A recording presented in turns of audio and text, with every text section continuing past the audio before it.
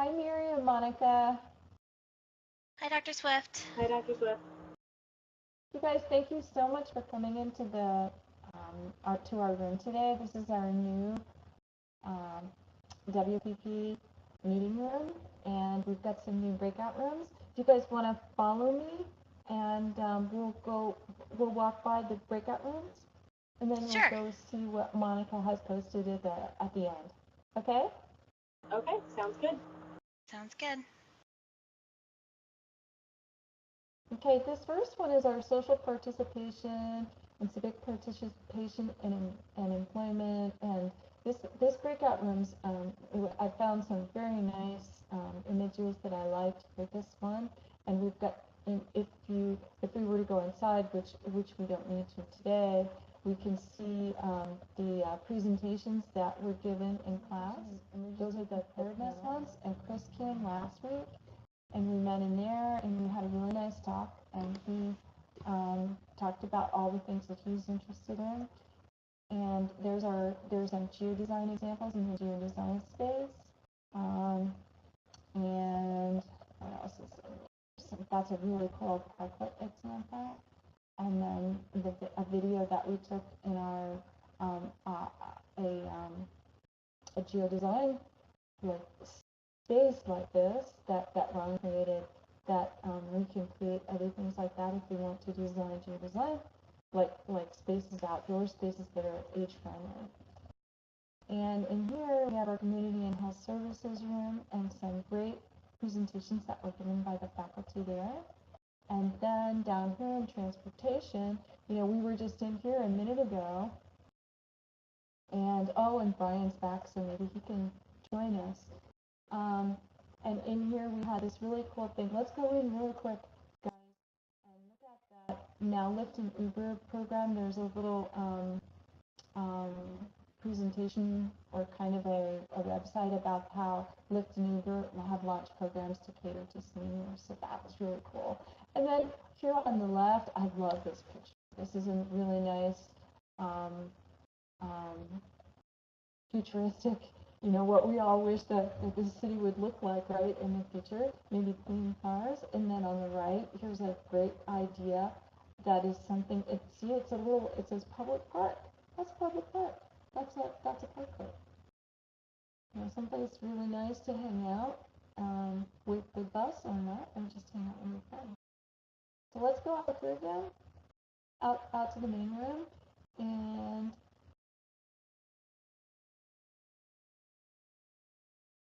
Monika very kindly posted her one of her WebGIS applications, and like a web page that she's been working on that has a whole bunch of applications in it. So she's going to talk about that now. Hi, everyone. My name is Monika Burchette, and I am with the WebGIS class that's participating with this forum.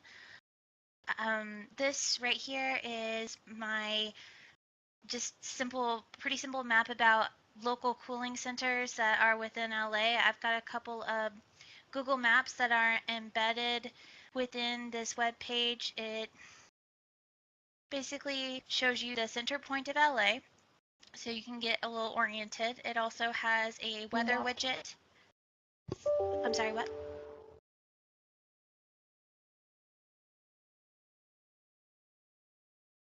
It also has a weather widget that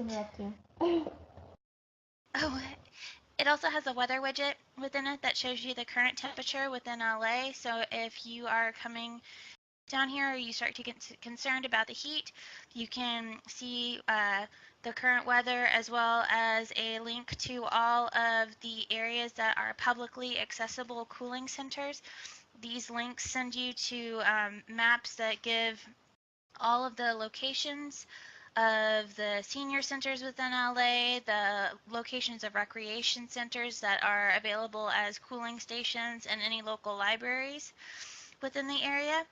I also give a short description of what heat stress or heat stroke might be in case you start exhibiting symptoms of that.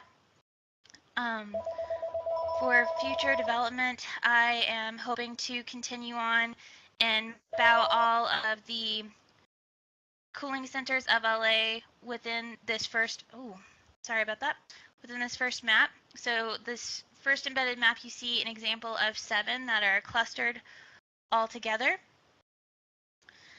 And then a little further up, you see this was an assignment for class, and you can see the current earthquakes that are around LA. This map below the sample cooling units. I'm not really sure why it's jumping around the way it is. I apologize for anybody who's got motion sickness. But the I really like the bottom map is a heat map that shows. Oh, thank you. The bottom map shows a heat map of the earthquakes that are happening around the California coastline.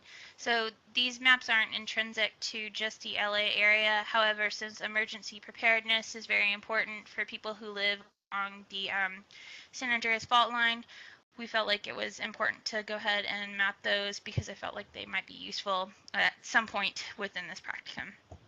And that is my webpage currently. We're hoping to develop it a little bit further as the semester goes on. Thanks. Oh, this was great. Thanks, Monika. That was really good. Yeah, this was really good. And that's such a great idea, like mapping cooling centers, because that's applicable to, especially to seniors or actually all ages. So what made you think about like mapping cooling centers? Well, I know that LA is lower, farther south, I guess, than what I'm typically used to. Whenever I visited LA for the Catalina trip, it was pretty warm even in February of this past year. And I can only imagine what the summer heat must be like. And with all the concrete and the reflectivity and stuff, if you were going down there to go sightseeing or any kind of walking around within the area, the potential for you to get overheated between, the hours of 10 and 2 could be pretty likely. And so being able to look at your phone and find the nearest area where you can go and cool off and avoid any kind of heat symptoms, or find water, or just feel like you are able to relax for a little bit before you continue venturing on, I felt was pretty important for not only seniors within the area, but also any visiting tourists that were within the area, and any kind of locals that aren't familiar with areas or aren't familiar with locations that are considered publicly accessible, or that they just weren't aware that they were available to be used as cooling centers. So just more general public education, but I think it can be definitely used by the senior population as well. That's great, thank you. Bottom map shows a heat map of the earthquakes that are happening around the California coastline.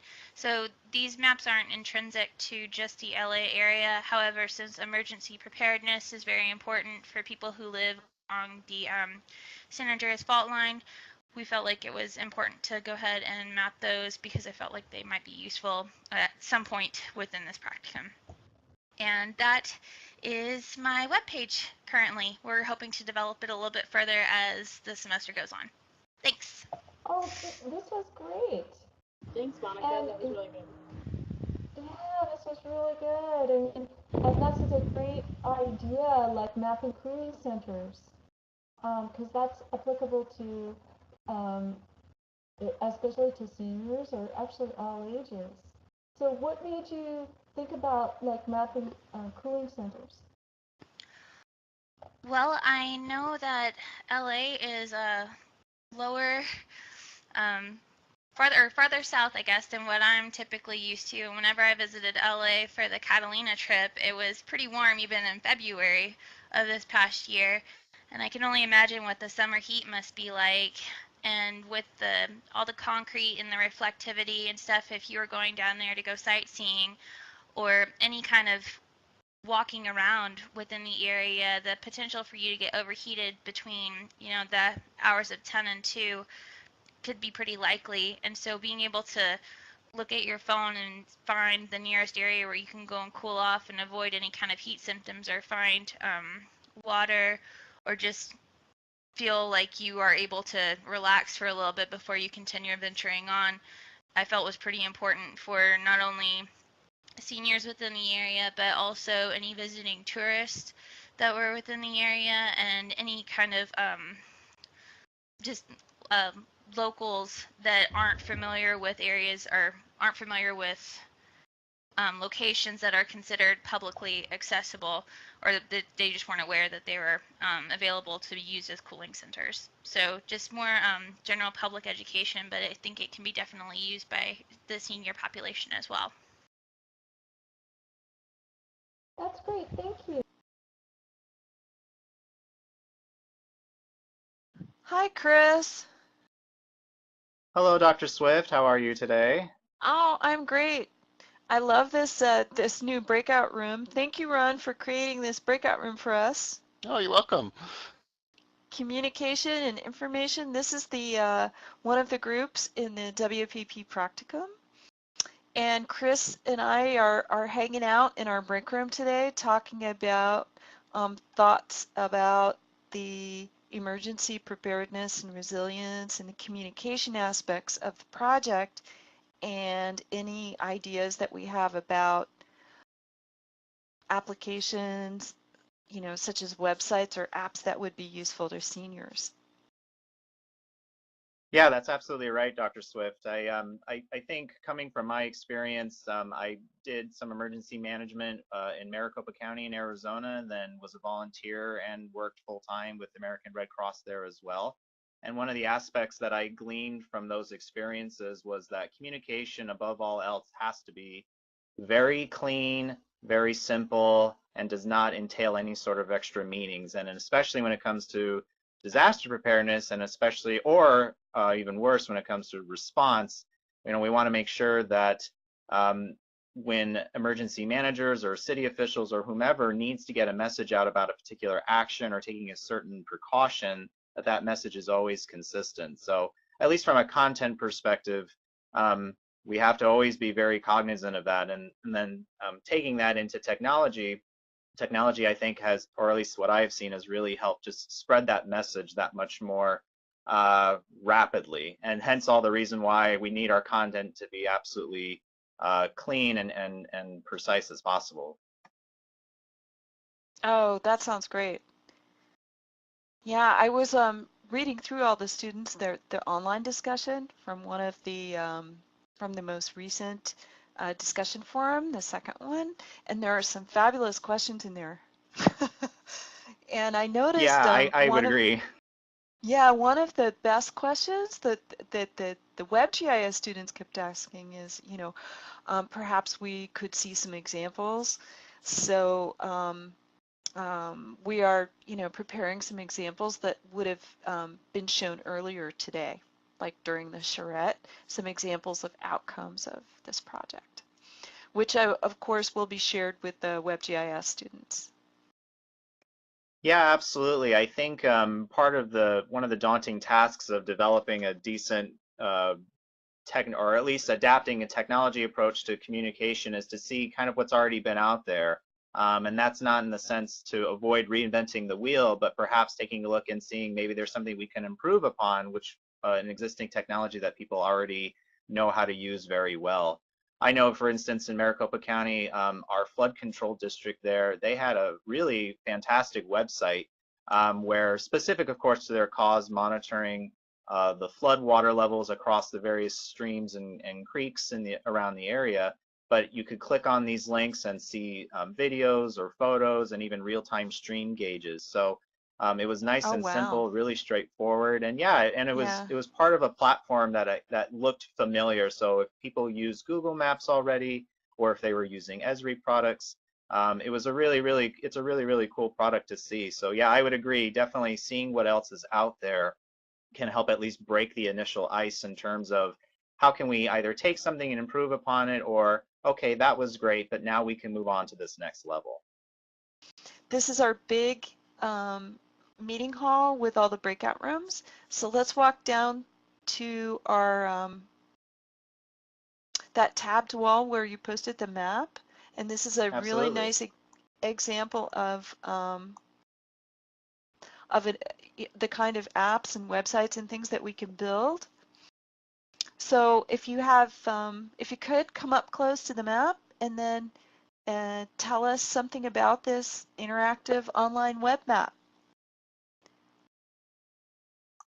Absolutely. So this map here, what we're looking at, as we mentioned in the breakout room, we were talking about particular examples that we could draw inspiration from when it comes to talking about emergency preparedness, communication, and information. This is a map from the Flood Control District of Maricopa County. This is in Arizona, and right now we're looking over the Phoenix metro area. And what's nice about this map is I feel like it does a pretty good job of balancing between information that is both essential and relevant to a situation, but maybe not necessarily needed all the time. So instance here, we have these data sets on the left, and we have all sorts of rainfall totals, of course, throughout various times of days. So for instance, let's say if I were living close to a stream, and I noticed that it was raining up in the high country, and I thought, gee whiz, you know, I wonder if this stream is going to pick up flowing, or maybe you already are seeing stream flow, and you're trying to determine as a resident living nearby, I wonder when I should take off, because for me, maybe when the stream level gets this fast, then I want to leave, as an example. So we can come to this site, we can click stream flow data. There we go. And once we click that, we get a bunch of stream gauges here. Now, if I wanted to, I could zoom in to my particular area. But for instance, let's say I happen to be living up in here and I wanted to know the stream. All I would do is click the link. And immediately we get stream flow data that shows the kind of veracity that the water is flowing through in this particular location. And again, for me, living near that area, maybe I've developed as part of my emergency plan to say, well, if the stream flow gets to this certain cubic feet per minute or second or meters, what have you, then it's time for me to leave, or now I'm still going to wait and see this out. So this is kind of an example. Now, again, this site is geared more a little bit for emergency management professionals or for those who actually work for the flood control district. They would use this site to monitor on top of other information that they have. But it acts as a potential source of information that we could either connect to in order to incorporate to a site that we could build, or to some other site that could tap onto that. Again, it's just one of those additional sources of information where we can look at and say, wow, this site already has all the really important information that folks might want to know. How can we tap into that, or how can we direct folks to that makes that interaction meaningful, especially for our seniors? Yeah, that's awesome. This is a great example because this is like really great, you know, flood information here. I'm wondering, well, also in WebGIS application development, if we can tap into these like as live, something like this as live feeds, that's really awesome too. And then offline is good as well, because sometimes you can't connect to the internet, right? Absolutely, Yeah. yes. And I would say that you know, for this particular application, it definitely is internet heavy. I'm sure with a little more research, we could probably potentially find other sensors to connect with on an offline fashion. But yes, in the ideal sense, in any emergency situation, we want to have systems that are absolutely redundant. And redundant in this sense being in the Internet of Things, we want to make sure that it can operate both on and offline. So that's a fantastic point. Hi, Jennifer. Hi, Ron. This is an amazing place where you know, I see all these animations, and we've got the bus and the cars, and you built these parklets, right? Mm-hmm.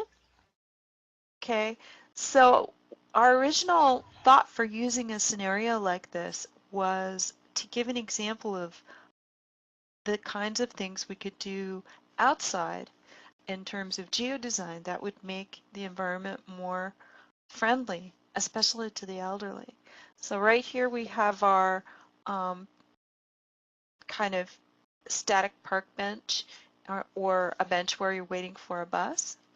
But down here, Ron has built these really nice little parklets as examples of what we can do and walk around in a 3D world in an environment, and all of the online students can come in and test these parks and sit down if they want to, like this.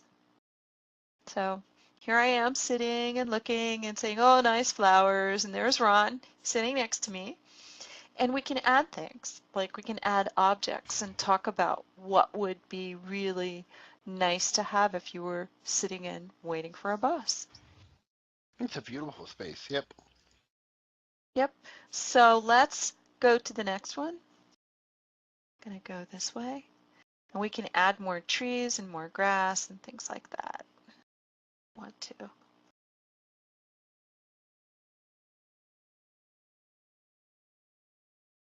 Okay. So here, this one's really nice. I added this big tree this morning, this oak tree. And there's lots of different spaces within here for people to sit down and some grass. And so there's so much more that you could do and build in this space. You could add all kinds of objects. What other kinds of objects would you add here, Ron? Well, what was nice about this space was that, basically designing something like this only took about 10 or 15 minutes or so, and built the model in SketchUp and then just dragged and dropped it in. The plants and stuff that are there in the little planter boxes and stuff, I just dropped those in from our object catalog. So you can add grass and trees and flowers and things like that quite easily. Just drag and drop them in. It's pretty fun. Actually, it's really interesting that a little tiny bit of space where you might park a car can really make a big difference, I think, for people who, need a place to sit and rest and wait, and it might very well make it a lot easier for people to spend some time in a more urbanized environment that feels a lot more green. I think it's a beautiful spot. It's a really great idea. Yeah, and so this could have been like just a bench and a sign, right? If even and maybe even no bench. So small things like this can make a big difference in a big city. Exactly.